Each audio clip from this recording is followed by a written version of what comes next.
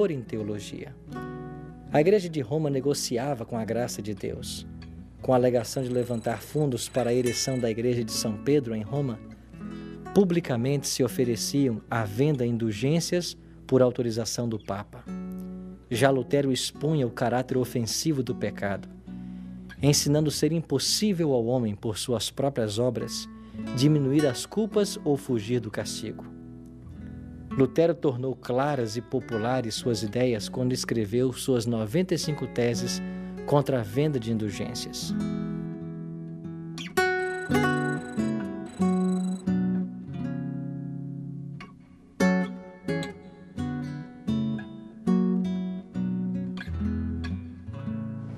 E foi aqui, na porta dessa igreja, que no dia 31 de outubro de 1517, Martim Lutero afixou as suas 95 teses.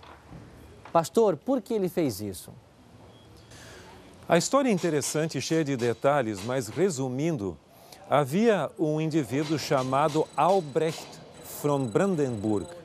Ele já era bispo de Magdeburgo e ele conseguiu a oportunidade de comprar também o arcebispado de Mainz. Mas ele não tinha dinheiro para pagar Roma por esse ofício, porque Roma exigia um preço bem elevado. Então ele conseguiu em Augsburg, junto à família Fruga, que era muito rica, um empréstimo. Só que ele deveria pagar de volta esse empréstimo feito. Consequentemente, ele conseguiu um eloquente vendedor de indulgências chamado Johann Tetzel. E esse Johann Tetzel andava pela região vendendo indulgências e com o lucro conseguido ajudaria, logicamente, a Albrecht von Brandenburg de conseguir os recursos para pagar o seu novo arcebispado. Quando esse Tetzel veio não muito distante dessa região aqui, pessoas compraram as indulgências. E Martinho Lutero, tentando levar as pessoas que escutavam os seus sermões a uma vida moral, espiritual mais elevada, esses ébrios e indivíduos com uma vida moral baixa diziam: não, eu não preciso mudar a minha vida porque em realidade eu já tenho uma indulgência que eu comprei de Tetzel. E aí ele percebeu a dificuldade que havia. No dia 1º de novembro de 1517, muitas pessoas viriam aqui para Wittenberg para ver as relíquias que existiam aqui. E no dia anterior a essa visita, porque muitas pessoas viriam, Lutero decidiu afixar as suas famosas 95 teses contra o tráfico das indulgências. Algumas pessoas dizem que são teses sobre justificação pela fé. Não, é contra o tráfico de indulgências. Mal foram afixadas em Wittenberg, as teses ecoaram por toda a Alemanha, despertando a nação da inércia e fazendo estremecer na base o velho edifício de Roma. Escritas originalmente em latim, foram traduzidas para o alemão, holandês e espanhol. Uma cópia foi entregue ao Papa por Albert von Brandenburg e a crise explodiu.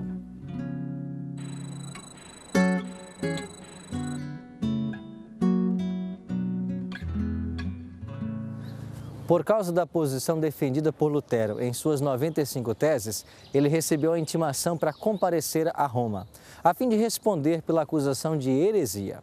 A ordem encheu de terror seus amigos. Sabiam perfeitamente o perigo que o ameaçava.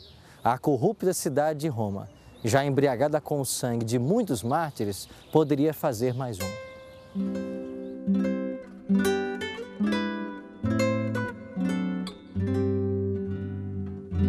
Os amigos de Lutero protestaram contra sua ida a Roma e requereram fosse ele interrogado na Alemanha.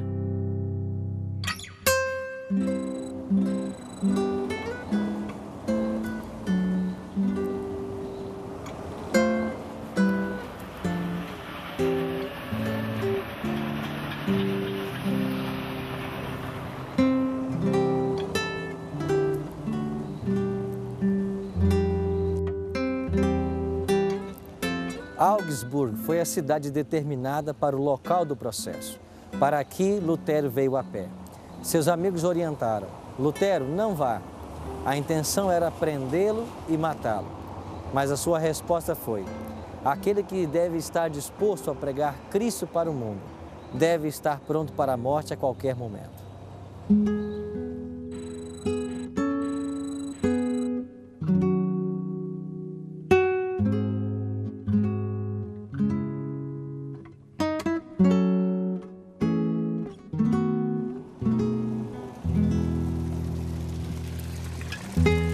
A notícia da chegada de Lutero aqui, a Augsburg, trouxe grande satisfação aos representantes do Papa. Eles queriam que Lutero se submetesse e cedesse em todos os pontos sem argumentação. Mas Lutero argumentou: mostre-me aonde está o meu erro e eu voltarei atrás.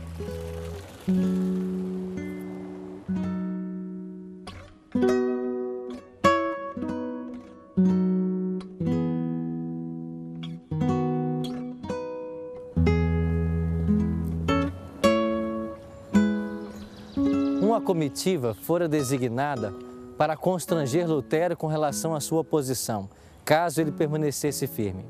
A comitiva deveria prescrever da Alemanha, banir, amaldiçoar e excomungar todos que estivessem ligados a ele.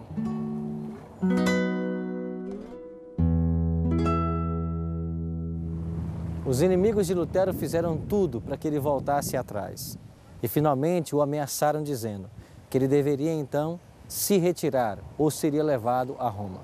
Silenciosamente, Lutero então saiu do recinto. Naquela mesma noite, aconselhado por alguns amigos, ele tomou um cavalo e fugiu aqui de Augsburg. Quando os inimigos de Lutero menos perceberam, ele já estava fora da cidade e a salvo. Como um pássaro, havia fugido da armadilha dos seus inimigos.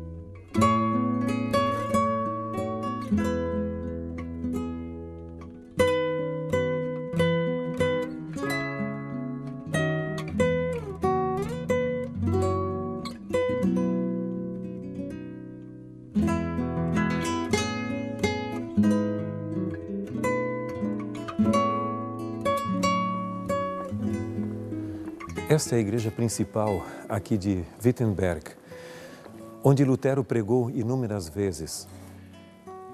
Daquele lugar, Lutero pregou sermões poderosos sobre temas bíblicos, sobre Salmos, sobre Romanos, sobre Gálatas, e a luz do Evangelho se difundiu aqui de Wittenberg para toda a Alemanha e para muitos outros países. Os seus sermões tinham uma vitalidade, porque Lutero tinha uma preocupação muito grande. Como pode o pecador injusto, indigno, morto em delitos e pecados, se tornar aceitável diante de Deus? E ele compreendeu que isso só poderia ser possível através da graça de Deus. A justiça de que fala a Epístola aos Romanos não é o conceito tradicional, o conceito de dar a cada um o que ele merece. E sim, é uma justiça salvífica. Deus, sendo justo, ao mesmo tempo, por sua graça, consegue justificar o pecador e desta forma torná-lo aceitável diante de Deus. Lutero chega a dizer que quando ele compreendeu essa verdade de que a justiça de Romanos é a justiça salvífica e não punitiva meramente, aquilo foi para ele como abrir os portões do paraíso. E ele teve um novo vislumbre, uma nova compreensão do que representa o Evangelho da graça de Deus.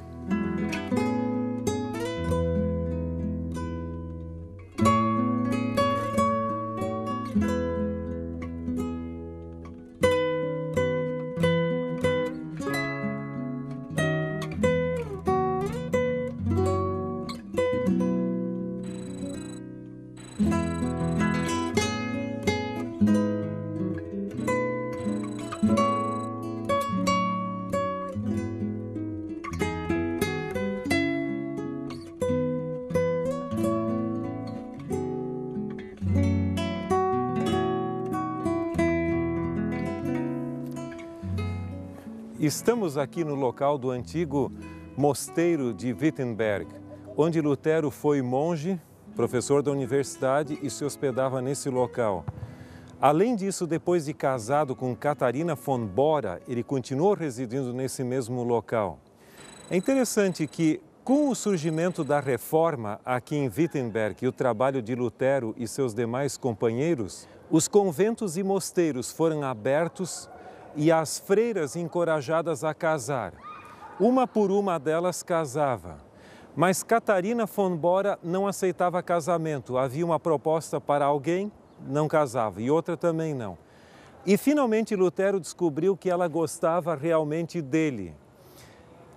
Lutero respondeu que, em realidade, ele não tinha nenhuma intenção de casar, porque ele era um indivíduo já com problemas com a Igreja Católica, excomungado, sujeito a morrer a qualquer momento.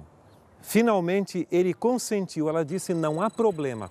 E então, no dia 6 de junho de 1525, os dois casaram e, posteriormente, então, houve até a celebração naquele mesmo mês da festa de casamento. O casal teve 6 filhos, sendo 3 homens e 3 mulheres. E eles viveram aqui nesse local até o final da vida de Lutero.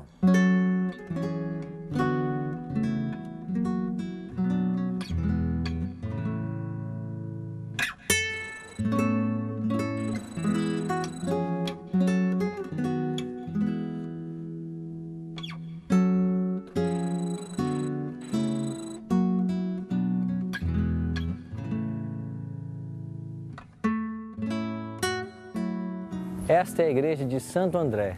Nessa igreja, Lutero fez os últimos sermões da sua vida.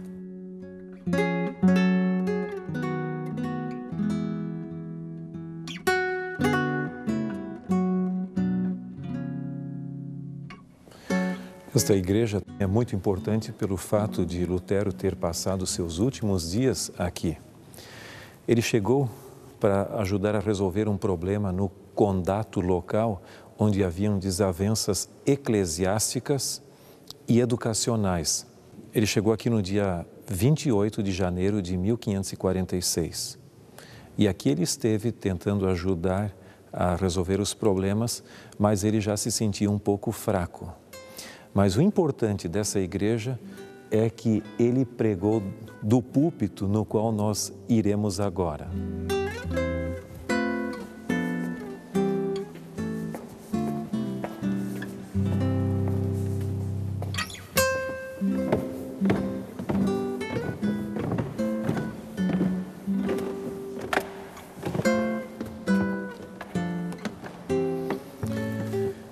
Aqui desse púlpito no qual nos encontramos, Lutero pregou seus 4 últimos sermões.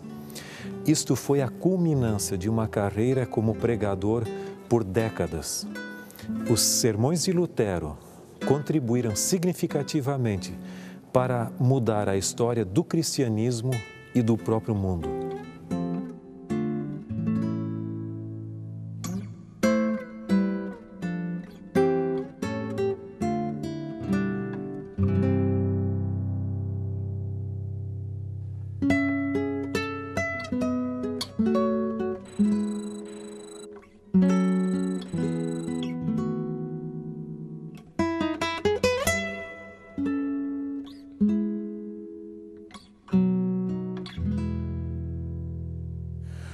Próximo da sepultura de Lutero, temos a sepultura do Dr. Philipp Melanchthon, o mais importante amigo e colaborador de Lutero na Reforma aqui na Alemanha.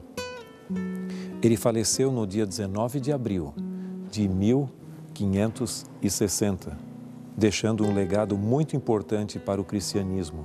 Foi ele o que redatou e apresentou em Augsburg a famosa Confissão de Augsburg. Esse foi um grande colaborador de Lutero. mas o grande homem da reforma aqui na Alemanha foi, sem dúvida, Martinho Lutero. Vamos até a sepultura dele.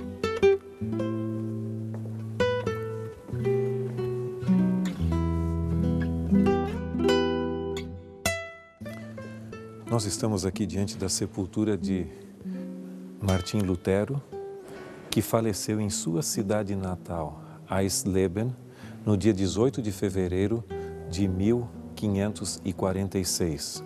E o seu corpo foi trazido aqui para Wittenberg, e aqui se encontra a sepultura desse grande herói da Reforma do 16º século. De tempos em tempos, Deus levanta homens extraordinários para levar avante a sua obra. Martinho Lutero é um claro exemplo disso. Alguém que dedicou a sua vida em prol da verdade que descobrira na palavra de Deus. Que possamos hoje imitar o exemplo desse homem e de tantos outros, que sendo fiéis à Bíblia Sagrada, foram pessoas preciosas com a mensagem do seu tempo e assim levaram avante a obra de Deus.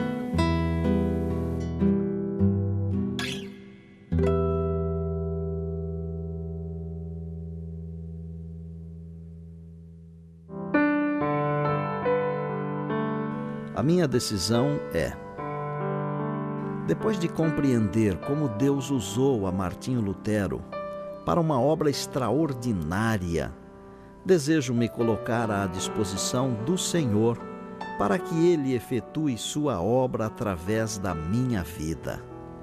Também quero dedicar meus dons e talentos para levar as verdades do Evangelho àqueles que não o conhecem.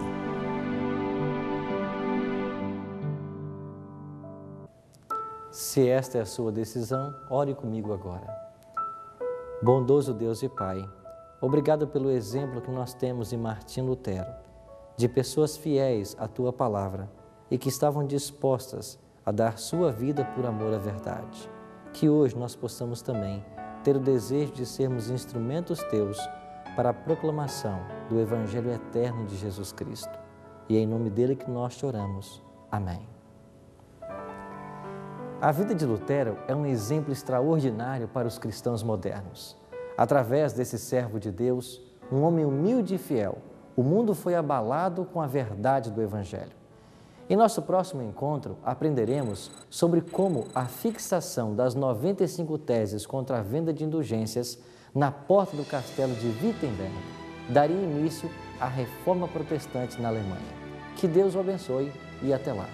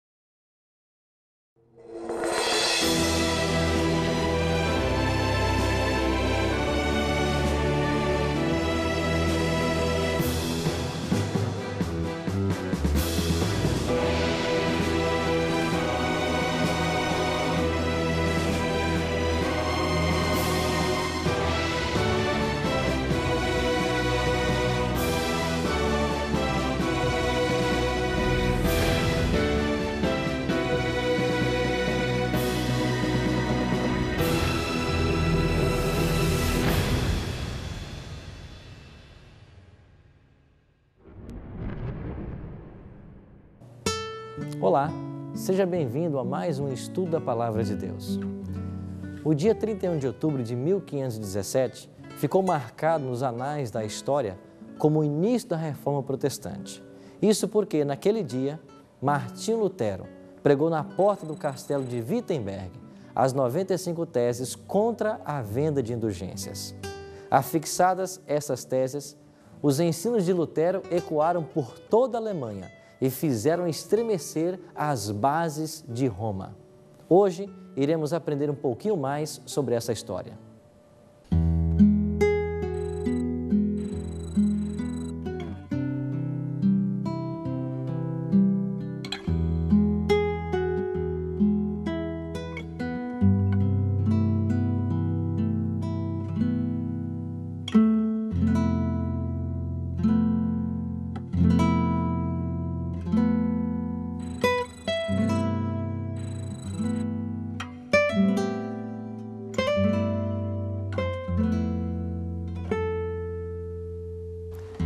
A controvérsia entre Lutero e Roma terminou com a excomunhão de Lutero através de uma bula papal. Pastor, o que aconteceu em seguida?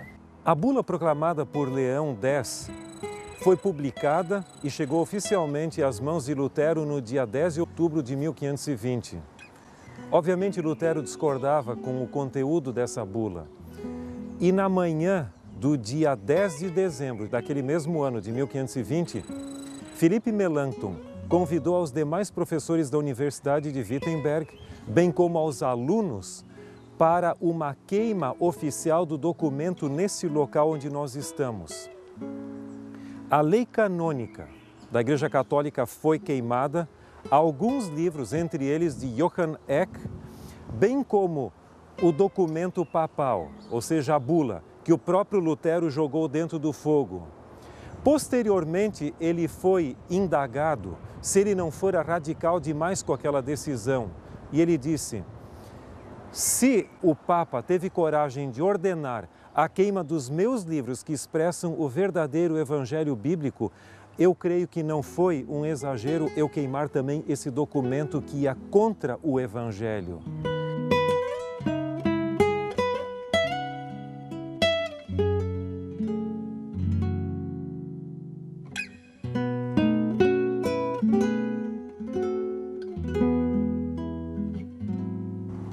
No dia seguinte à queima da bula papal, foi plantado nesse local um carvalho como o que encontramos aqui.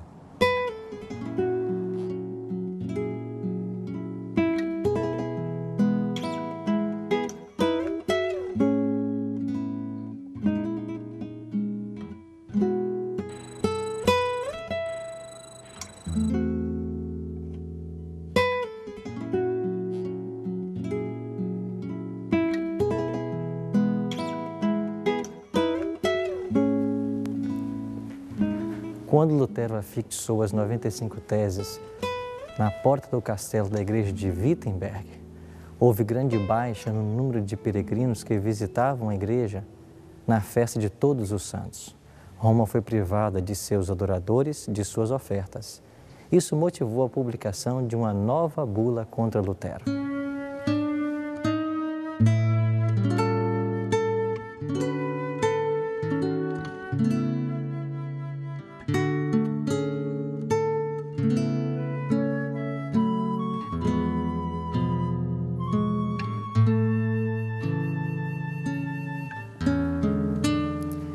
Essa nova bula declarava a final separação do reformador da Igreja de Roma. Declarava ser Lutero um amaldiçoado do céu e incluía na condenação a todos que aceitassem sua doutrina.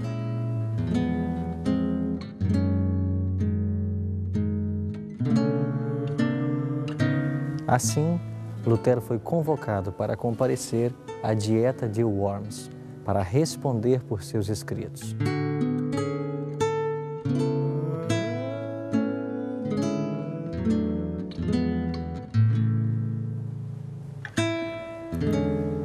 Aleandro, tentando evitar a vinda de Lutero para Worms, chegou a afirmar: nos erros de Lutero, há o suficiente para assegurar a queima de 100.000 hereges.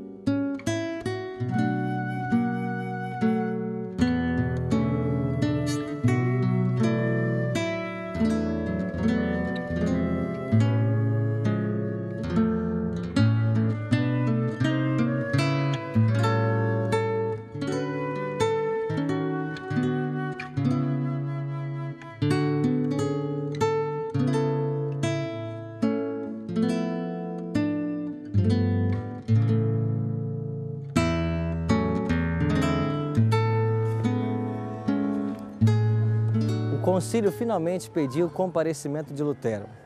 A viagem seria perigosa. Então Lutero convidou outros 3 amigos, além do representante imperial, para estarem com ele até Worms. Lutero, expressando sua confiança na direção divina para essa viagem, chegou a afirmar: ainda que houvesse em Worms tantos demônios como telhas nas casas, eu lá entraria.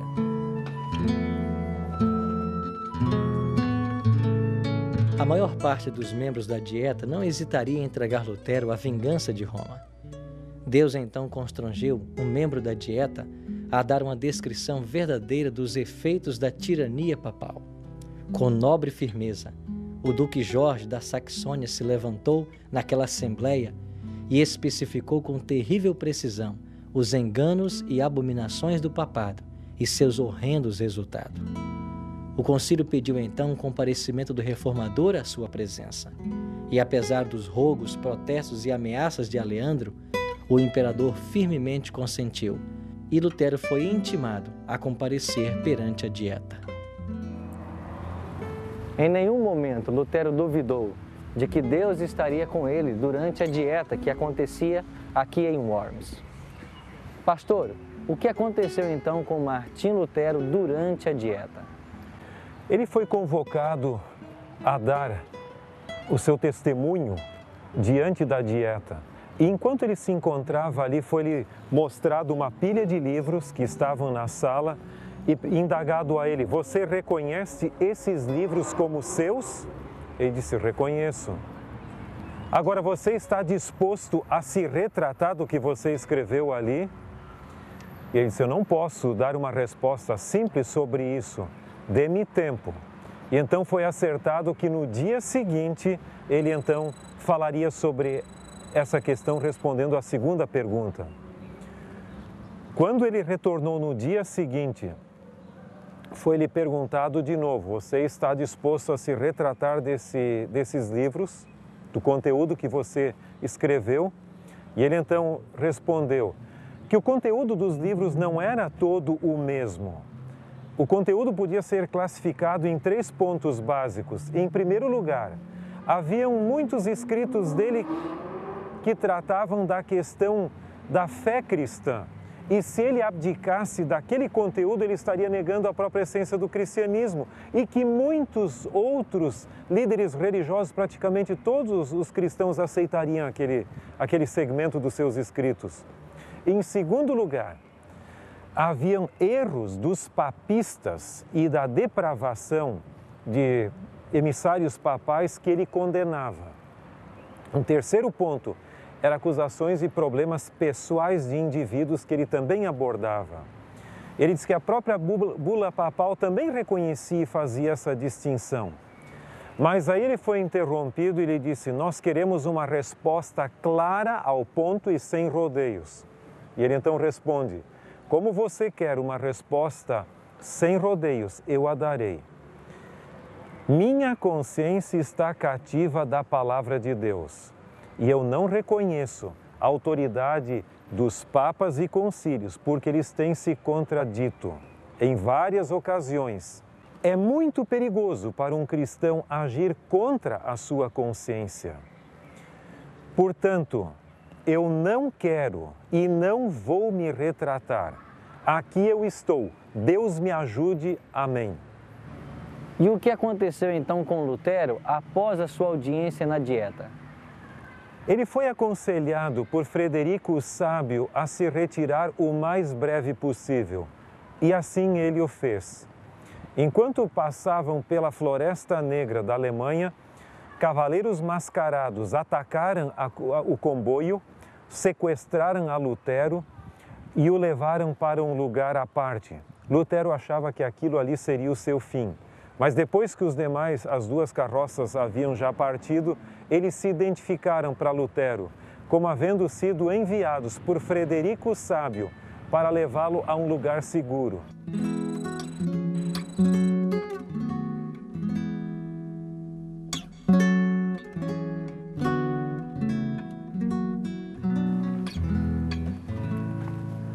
Lutero então foi trazido para esse castelo, aqui no alto da montanha, porque Deus tinha planos especiais para o seu servo aqui neste lugar.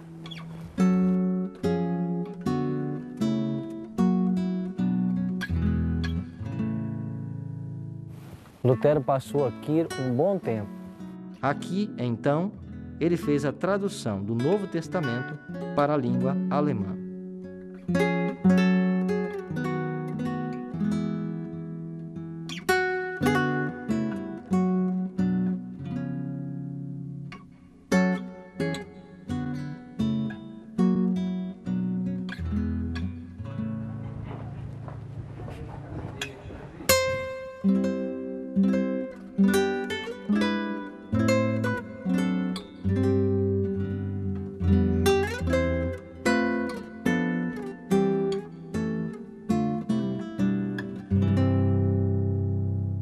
E aqui foi aquilo que se chama a Ilha de Patmos de Lutero.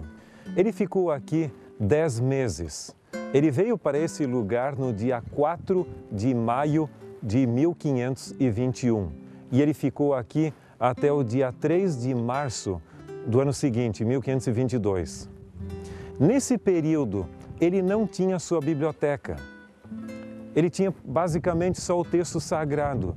A sua produção literária aqui foi tremendamente bíblica. Seus livros não continham informações de outros autores, mas mais do texto bíblico. Porém, em dezembro de 1521, ele começou a tradução do Novo Testamento nesse local.